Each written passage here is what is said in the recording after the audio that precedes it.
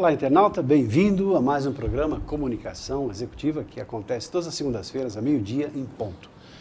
E essa é a ideia aqui na TV Geração Z, trazer sempre pessoas importantes com seus conteúdos e que provoquem reflexão, provoquem comentários, que inspire até que cada um possa pensar sobre a sua vida, sobre o seu trabalho e, por que não, absorver, tirar algum proveito desse bate-papo, que normalmente é bastante informal, para que você reflita, para que você pense, por que não, incorpore algumas dessas informações e conhecimentos na sua vida prática. E hoje aqui tendo o prazer de receber o deputado federal Vinícius Carvalho. Seja muito bem-vindo em nosso programa. Obrigado, Reinaldo. É uma satisfação enorme estarmos aqui e apresentar um pouquinho de quem é o Vinícius, o que nós pensamos, o que nós estamos fazendo em Brasília, representando a população que nos confiou este mandato para representá-los lá no Congresso Nacional. E essa é uma grande responsabilidade, né? Afinal de contas, Vinícius é uma pessoa muito atuante, é uma pessoa que cuida muito dos consumidores, é uma pessoa que está no seu segundo mandato já, no primeiro deles foi no Rio de Janeiro e o segundo aqui em São Paulo. É um feito bastante curioso esse, não é? É verdade, é verdade. Ter sido deputado federal pelo Rio, depois agora por São Paulo. Deputado federal, cumprindo o segundo mandato, advogado especialista em direitos do consumidor, membro da Frente Parlamentar de Segurança Pública, vice-presidente da Comissão de Defesa do Consumidor, membro da Comissão de Seguridade Social e Família e Comissão de Ciência e Tecnologia, Comunicação e também Informática. Autor dos livros sobre direito do consumidor, Consumidor, consulte os seus direitos, em defesa do consumidor, Cartilha de Orientação ao Consumidor, foi diretor da TV Record de Minas Gerais, presidente regional da TV Record em Rio de Janeiro, superintendente da Rede Família em São Paulo e diretor regional na TV Record em Campos, e lá em Campos, Rio de Janeiro, Campos de Goytacazes, no Rio. Ou seja, uma pessoa muito focada em comunicação, nos meios de comunicação, também como diretor de TV. Obviamente uma pessoa do povo, uma pessoa de grande relacionamento e deu para perceber já, e vocês vão perceber, uma grande facilidade de comunicação. Eu gostaria então de primeiramente perguntar, Vinícius, sobre a sua trajetória política, sobre a sua vida como parlamentar, por que enveredou por esse caminho? Bem, Reinaldo, eu nasci no Rio de Janeiro, no Morro do Pavão e Pavãozinho, e me criei numa comunidade chamada Pombal de Cascadura. Tá. Né? Mas o nome certo... Detalhe, Pombal de Cascadura. Olha só, Cascadura. Né? Mas o nome certo é Conjunto, né, Residencial Soldado Elias dos Santos. Olha só. O nome é bonito, homenagem a um soldado, mas era uma comunidade, uma periferia. Então toda a nossa infância foi ali. Mas graças a Deus eu tive oportunidades, aproveitei as oportunidades mesmo vivendo na favela e consegui ascender, né, a posições na sociedade, tanto que nós chegamos a ocupar cargos de relevância em emissoras de televisão, e além de emissoras de rádio pelo Brasil. E a nossa trajetória política, ela começou aí, foi de forma inconsciente. Por quê? Como eu sou uma pessoa que me criei numa comunidade e sempre vi a degradação social que existe nas comunidades e o poder público sempre ausente. Sempre ausente. Sempre Aliás, ausente. Tem muita gente muito bem intencionada, mas aparentemente sempre aquém das reais necessidades que temos em nosso país. Isso estou falando da década de 70. Né? Então, ainda mais com o aumento da população, a situação da social, o risco social vai aumentando e esse distanciamento, cada vez ele aumenta mais.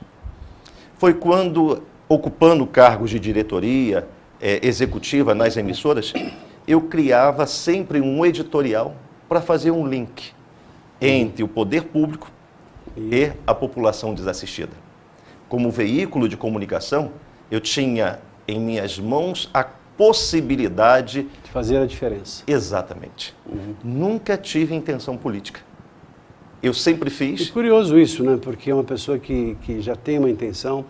Porque para algumas pessoas a política está no sangue, né? Tem gente que nasceu já de uma família política tradicional, no seu caso não. Você acaba de dizer que nasceu de uma família simples, num ambiente bastante humilde e de uma maneira teve, em função da sua trajetória, a oportunidade de fazer algo em prol, algo a serviço de. E como é que foi esse chamamento? Foi uma inspiração? Foi uma oportunidade para você enveredar para a atuação política. E quais os cargos que você ocupou primeiramente para chegar como deputado federal, no seu segundo mandato? No caso, nas emissoras, diretor executivo de emissora em Minas Gerais, na superintendência regional da Rede Família, Rede Mulher, aqui em São Paulo, na diretoria executiva da TV Record Norte Fluminense, no Rio de Janeiro, e, por último, na própria emissora, na TV Record do Rio de Janeiro, como presidente regional. Poxa. Então, ascendendo a esses cargos, cada um deles mostrando, logicamente, o trabalho no ponto de vista empresarial, competitivo, de conhecimento no aspecto de comunicação de massa, mas eu nunca perdi o foco daquela população, que eu sei que ainda está desassistida até os dias de hoje. Foi por isso que, em 2004, aproximadamente, eu recebi um convite. 2004, perdoe-me o equívoco, em 2005 recebi um convite. Por quê? Nós criamos um editorial e uma campanha publicitária na Record do Rio de Janeiro, chamada, em 2003, chamada O Rio Assiste a Record, porque a Record assiste ao Rio. Olha, bonito slogan. Bonito, 2003. E essa, a nível de Record, ela foi a campanha publicitária. Você prestou atenção, aqui de São Paulo, não sei se você teve essa oportunidade, claro, nosso trabalho é focado para o mundo inteiro, e até outros países, pessoas de outros países que assistem ao nosso programa, mas a Record assiste o Brasil, porque a Record assiste, mas no duplo sentido. Sim. Né? Presta assistência, acompanha, ajuda, Exatamente. Faz algo em prol. Olha que inteligente e esperto, né, esse slogan. Mas, de fato, faziam isso, não era só slogan. Não, fazíamos. Pelo fato de, como presidente executivo da regional, né, o editorial estava sob nossa orientação. Uhum. E nós, em comum acordo com todos os funcionários da emissora, nós tínhamos esse viés de jamais perder o foco de dar atenção àquele que era desassistido. A voz do povo, até então, nunca tinha sido ouvido da forma que foi ouvida por uma emissora de televisão. Tanto que essa campanha publicitária ela foi a melhor da TV Record do Brasil. E o seu primeiro cargo eletivo qual foi? No caso, foi deputado federal. Já entrou como deputado federal? Poxa, a pessoa... Me chamavam de doido. Eu falei, não, a vida é feita de desafios. Mas então... e de doidos também. Senão, é verdade. Isso em 2004... Mas aí eu fiquei agora curioso. Como é que uma pessoa, claro, com tomando trajetória, um cargo de poder, numa grande emissora de comunicação, como foi a Record, como você acabou de falar, mas já entra assim, combatendo com as feras, já claro, muito bem intencionado. E como é que foi chegar lá, no meio de uma estrutura praticamente já montada e uma pessoa novata já com o lado doido, né, de querer fazer a mudança toda no mundo e fazer um serviço efetivo e sério para a comunidade, para as pessoas carentes, creio que não só do Rio de Janeiro, mas de uma maneira geral para o país, porque o cargo eletivo lá em cima é para o Brasil inteiro. Exato. E como é que foi esse desafio então? Estou curioso para saber. Quando nós entramos, assumimos o mandato, algo muito interessante, Reinaldo. No dia seguinte ao ter tomado posse e começarmos o trabalho, eu me sentei na beira da minha cama e veio uma reflexão imediatamente em mim.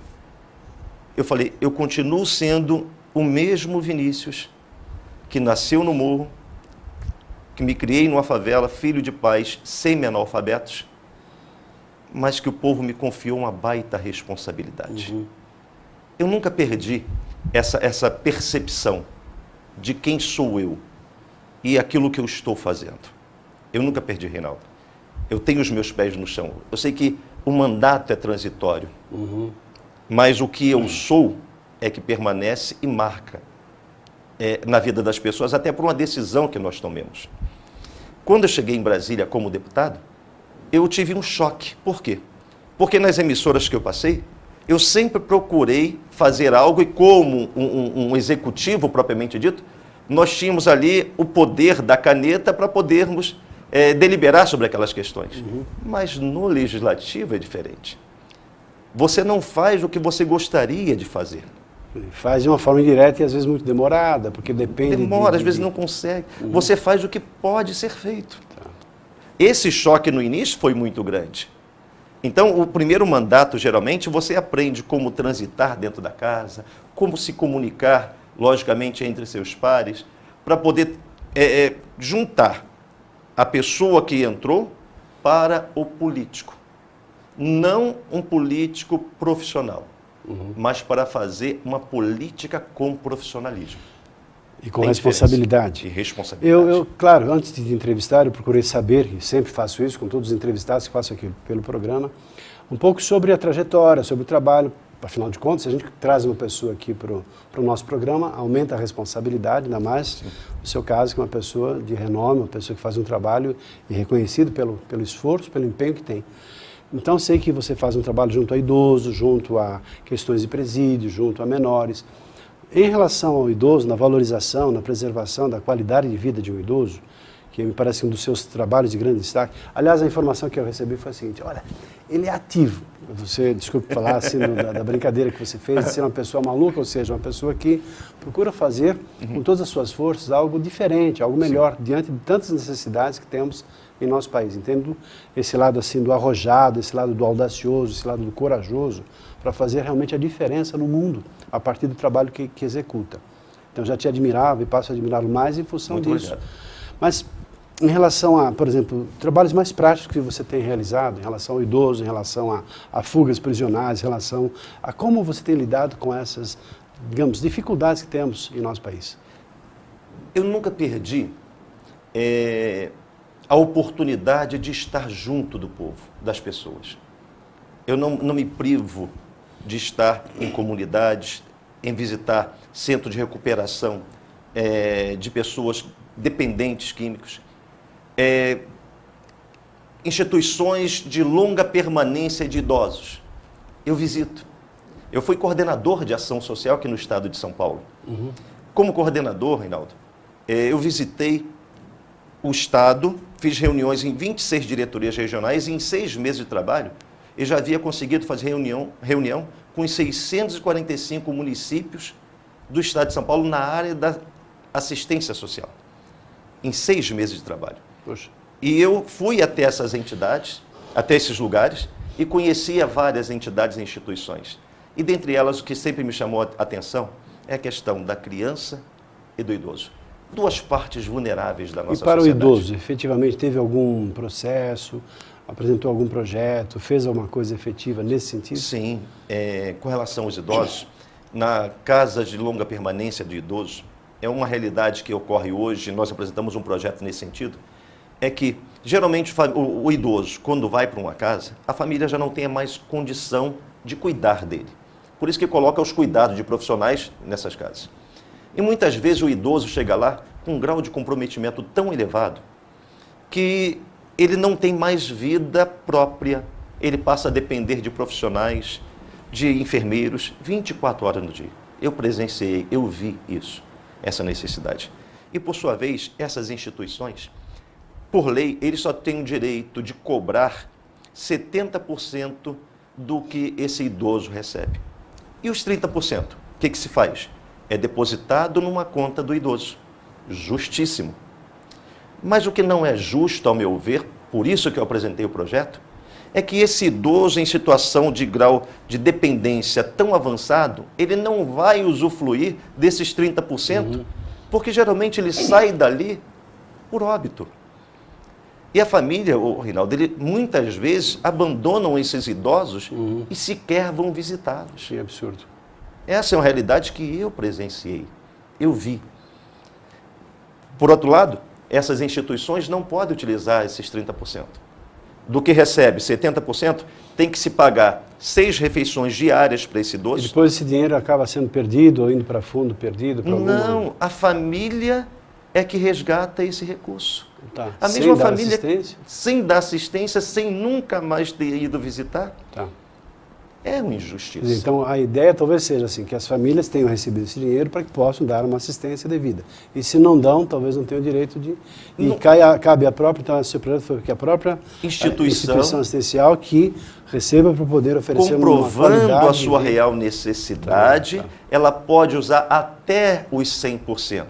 Mas isso ela tem que comprovar a necessidade e ter a autorização expressa da Secretaria Municipal do Idoso e também da Secretaria de Assistência Social daquele município. Entendo. Uma vez chancelado, Então ela passa a dar àquele idoso todo o tratamento com aquele recurso que ele mesmo está disponibilizando.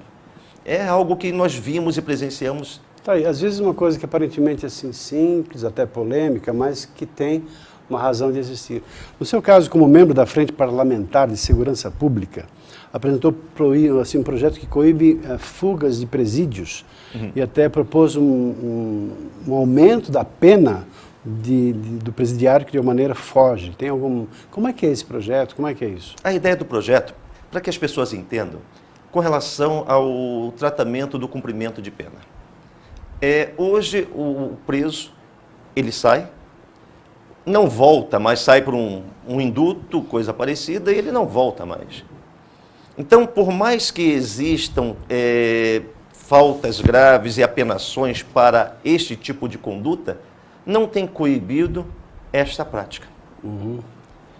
Por outro lado, esse projeto ele diz que se o preso, ao ter sido agraciado com um indulto para poder visitar a família, e ele não retornando, ou seja, se tornando foragido, ele, no caso, ao ser recapturado, ele vai cumprir em dobro o tempo que ele já cumpriu preso. Se ele tem 10 anos para cumprir, se ele cumpriu 4, e ele sai e não volta mais, esses 4 que ele cumpriu vai aumentar em dobro, somando inclusive ao tempo que falta para cumprir a pena. Além disso, que ele também tenha, creio nisso, não sei se é isso, mas que ele também não tenha mais o direito de sair. Porque se ele sai, foge... Vai fazer a mesma coisa. Então, aliás, muitos problemas acontecem em função disso. É isso, exatamente. Né? Por outro lado, para que as pessoas não pensem que nós, pelo fato de fazer parte da Frente de Segurança Pública, somos completamente insensíveis a esta realidade, eu digo que não. Por quê? Eu também apresentei um projeto para que os presos egressos do sistema prisional, eles tenham direito a concorrer em emprego com todas as empresas que prestam serviço para o governo federal. Ou seja, aqueles que, por meio de licitação, conseguem contratos para poder fazer qualquer tipo de serviço, esses terão que disponibilizar 5% de suas vagas exclusivamente para os egressos do sistema prisional. Então, nós procuramos primar pela justiça.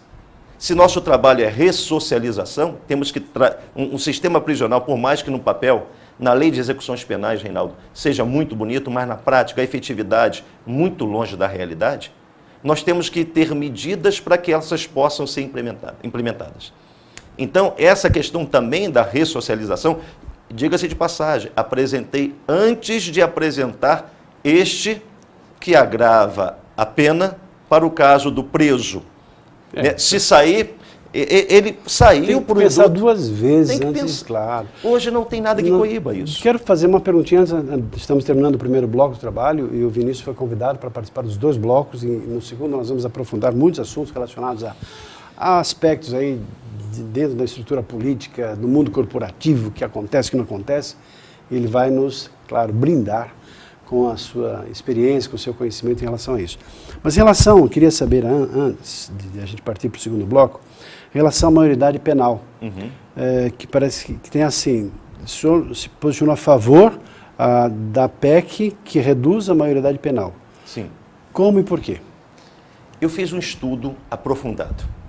Como estávamos conversando, todo o nosso posicionamento no Congresso, Reinaldo, ele não se baseia apenas na orientação partidária. Eu faço questão de estudar minuciosamente cada uma proposição, para que eu tenha ali um juízo de valor meu a respeito daquele tema. A questão da inimputabilidade penal, que chamamos de redução da maioridade penal. O conceito se confunde. Proteger criança e adolescente não é o mesmo de ser permissivo, a ponto de dizer que todos, como ainda é hoje na lei, com menos de 18 anos são inimputáveis. O que é o termo jurídico da inimputabilidade? É aquele que não tem desenvolvimento mental completo ou tem o desenvolvimento mental retardado. Eu não posso conceber que todos que têm menos de 18 anos não tenham um desenvolvimento mental completo. Isso é inimputabilidade. Proteção. Todos com menos de 18 anos têm que ser protegidos pelo Estado, por nós quanto sociedade.